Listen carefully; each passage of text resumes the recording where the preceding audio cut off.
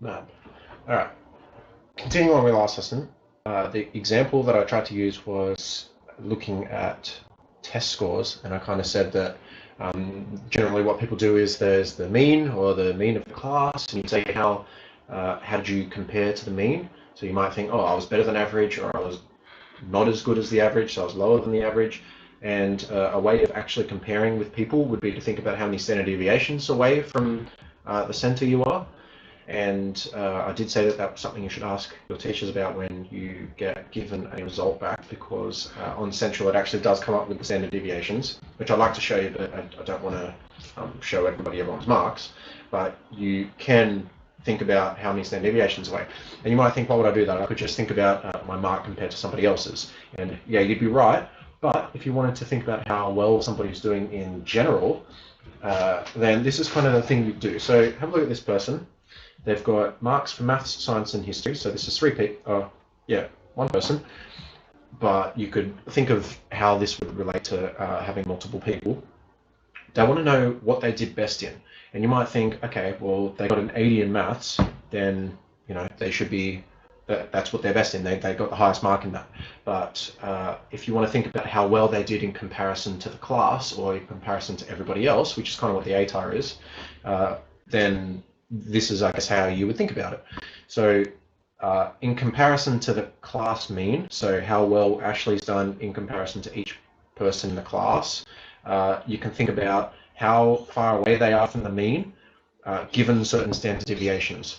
So you might just think, okay, well, they're 5 away from the mean here, and they're 6 away from the mean here. That means that because they're 5 away, that doesn't mean they've done as well. So 6 away means they're a little bit higher, so perhaps 60 is their best mark. But also the standard deviation's a little bit lower, which means most of the scores were closer to each other. Whereas in here, most of the scores were further away from each other. So that means this person in maths probably stood out a little bit more. And even with history, they're lower than the class mean, so there's no way you could even think about the fact that they've done better, even though they've got a 70 here and a 60 here. So there's a lot of different things you can take into account. And the reason we use Z-scores or standardized scores is because we can standardize this process. So we can just think about this as very mathematical, and you just come up with a Z-score for each of these, and whichever Z-score is the highest, you would say, yep, that's their best mark, because they're the furthest away from the mean given some standard deviation.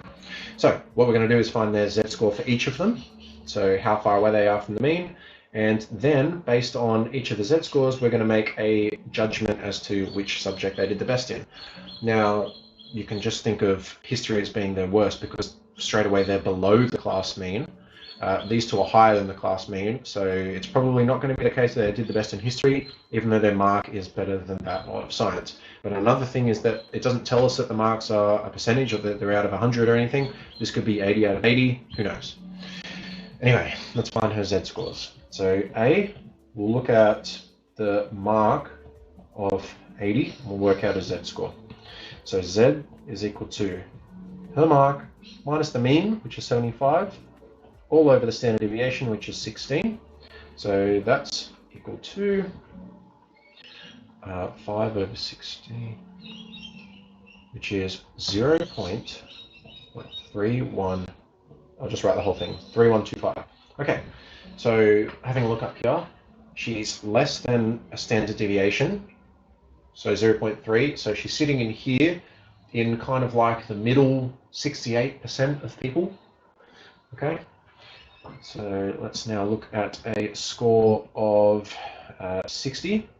So this is math, this is science. So that's Z is equal to her mark minus the mean, which is 54 in this case, standard deviation is 12. That's going to be 6 over 12, which is a half. So that's 0.5.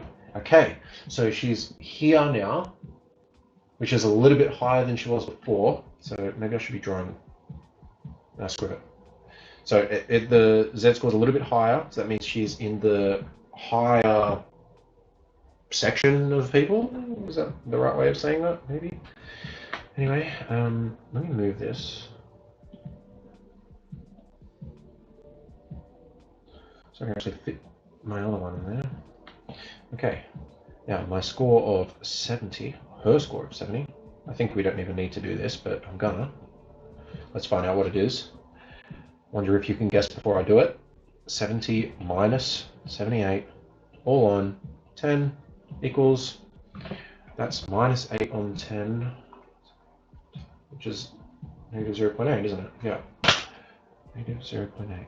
Okay, so she's below the mean, and she's quite far away from below the mean, kind of. She's still in the top, she's still in the middle, 68% in all of these, but it's just about what position in that 68% she's sitting. So B, just based on this, what would you say her best subject is now? So let's say based on her Z scores,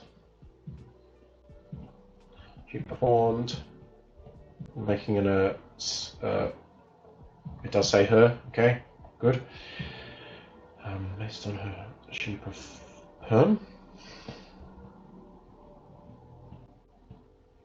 performed best in science.